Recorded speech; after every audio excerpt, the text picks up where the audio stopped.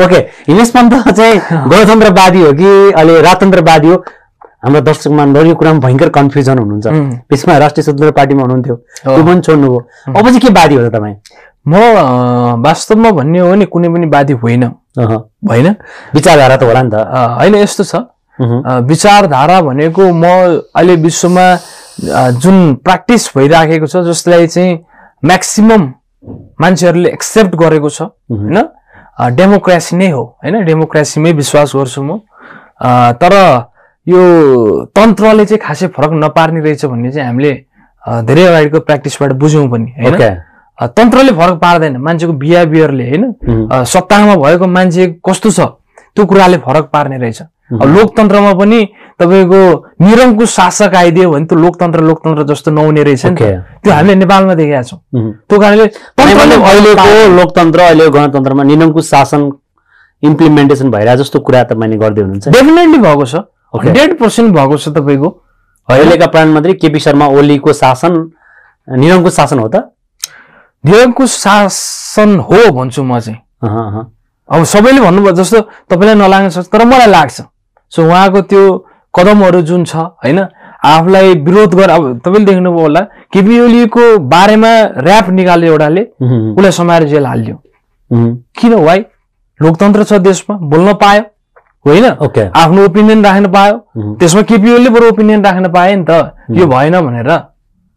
त्यही भएर मलाई चाहिँ लाग्छ मान्छेले बोल्न पाउनुपर्छ होइन कसैले बोल्दै गर्दा आफ्नो कुरा राख्दै गर्दा अब र्याप हान्दै गर्दा कमेडी गर्दै गर्दा भोलि मलाई पक्रिएला तर त्यो चाहिँ एकदमै गलत हो भन्छु म वाक स्वतन्त्रता हुनु पर्यो वाक स्वतन्त्रता हुनु पर्यो तर नेपालमा चाहिँ मैले लोकतन्त्र ल्याउनलाई लडाएको छु भन्ने गणतन्त्र ल्याउनलाई म लडेँ होइन यत्रो हामीले मेहनत गरेर ल्याएको भन्ने तर त्यसलाई एक्सेप्ट गर्न नसक्ने फेरि त्यो समस्या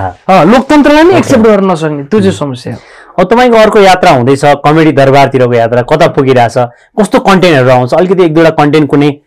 सानो टुक्का पनि हाम्रो दर्शक महानुभावहरूलाई भनिदिनु भने बेस्ट हुन्थ्यो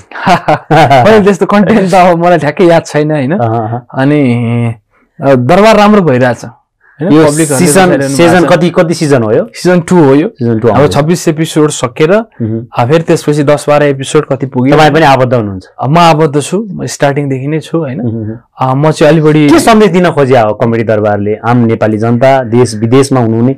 सम्पूर्ण दर्शक महानुभावलाई के सन्देश दिन खोज्या मनोरञ्जन मात्रै हो कि त्यहाँबाट पोजिटिभ कुराहरू पनि पाइन्छ डेफिनेटली पोजिटिभ कुरा पनि पाइन्छ देशमा भएका समसामयिक विषयलाई लिएर पनि हामीले व्यङ्ग्य गरिरहेका हुन्छौँ जोक बनाइरहेका हुन्छौँ तपाईँहरू खालि क्यारिकेचर मात्रै गर्नुहुन्छ क्यारिकेचरले मात्रै त हुँदैन होइन तपाईँले हेर्नु भने क्यारिकेचर मात्रै छैन क्यारिकेचर मात्रै भइदियो भयो नि सायद हाम्रो सो त्यो पुरानो टाइपको सो हुन्थ्यो होला होइन 10 वर्ष अगाडिको क्यारिकेचरलाई हामी जुन कमेडी मान्थ्यो त्यो हुन्थ्यो होला क्यारिकेचरमा पनि कन्टेन्ट छ कन्टेन्टमा पनि हामीले मेहनत गर्छौँ होइन क्यारेक्टर गर्नु अगाडि जस्तो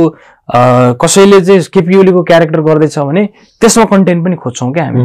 क्यारेक्टर मात्र गर्दैन क्यारेक्टरभित्र डुब्नको लागि कति गाह्रो छ फिल्म पनि खेल्नुभयो होइन हिरो पनि हुनुभयो फिल्म चल्यो चलेन तपाईँलाई थाहा छ दर्शकलाई थाहा छ कति गाह्रो छ सर क्यारेक्टरभित्र डुब्नु गाह्रो छैन अब त्यसको लागि मुड चाहिन्छ सबै वेबाट मिल्नुपर्छ सबै थिएटरमा गएर पहिला क्लासहरू पनि लिनुभएको थियो छैन थिएटरमा छैन तर म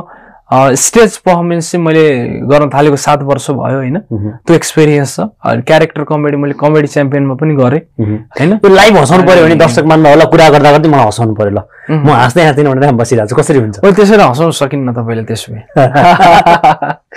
होइन किन हाँस्दै हाँस्दिन भने मान्छेलाई हँसाउनलाई हामी यो प्रोफेसनमा आएको होइन कोही चाहिँ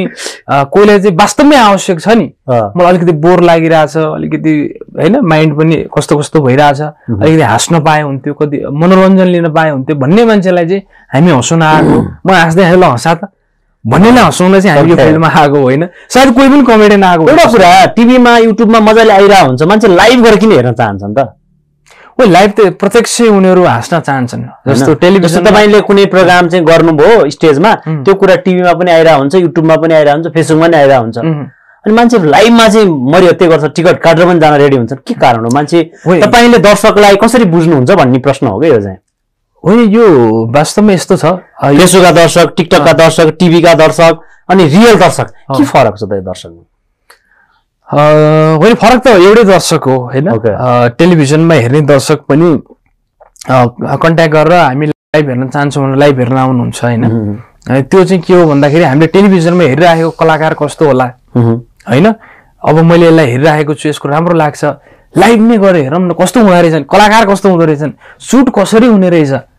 मान्छे रियलमा चाहिँ हाँस्छन् कि हाँस्दैन टेलिभिजनमा त मरिमरि हाँसेका छन् होइन यो फेक हो कि रियल हो भनेर बुझ्नलाई पनि आउँछन् कतिपय चाहिँ भेटेर चाहिँ फोटो खिच्न पाए हुन्थ्यो भने कतिको चाहना होला होइन सो अनेक मान्छेको आफ्नो आफ्नो त्यो पर्सेप्सन सोचाइ हुन्छ